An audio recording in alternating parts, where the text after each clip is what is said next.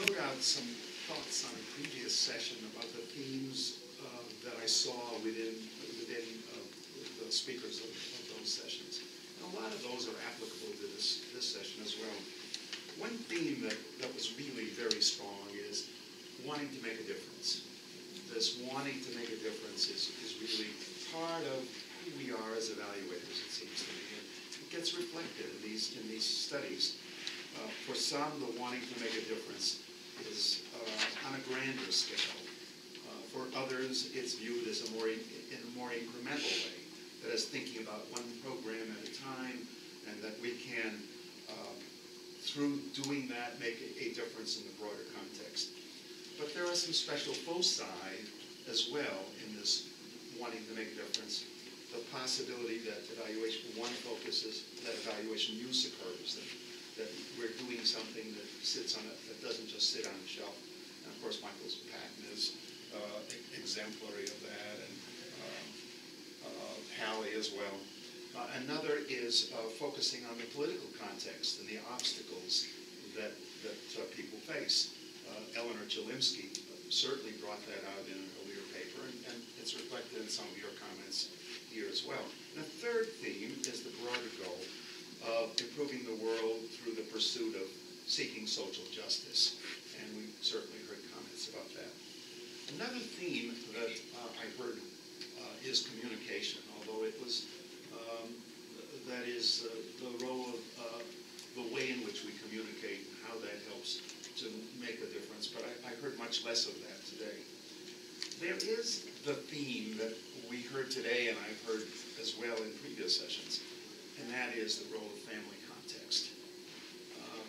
The extent to which family values were influential in who we are and how we think about evaluation.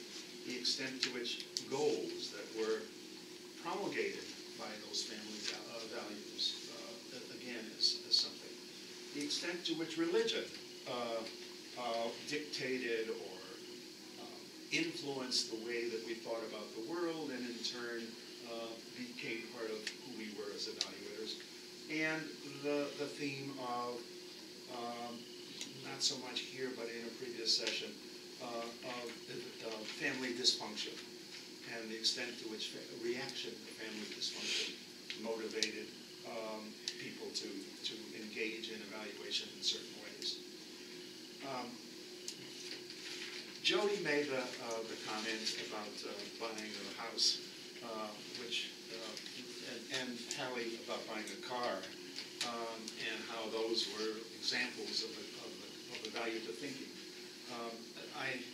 That rings with me because in my book, Evaluation Essentials, the first chapter, I talk about buying a house as an example, and I spell it out, but I go further than Jody did. I actually develop a total score, but then when David reacted to that in looking at a paper that I had written, I said, but wait a second, I don't want you viewing me as a scrivenite here.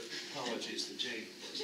I don't want you viewing me as a scrivenite, because I don't view the role of the evaluator as making the value judgment or setting the values. In fact, I don't believe in making recommendations.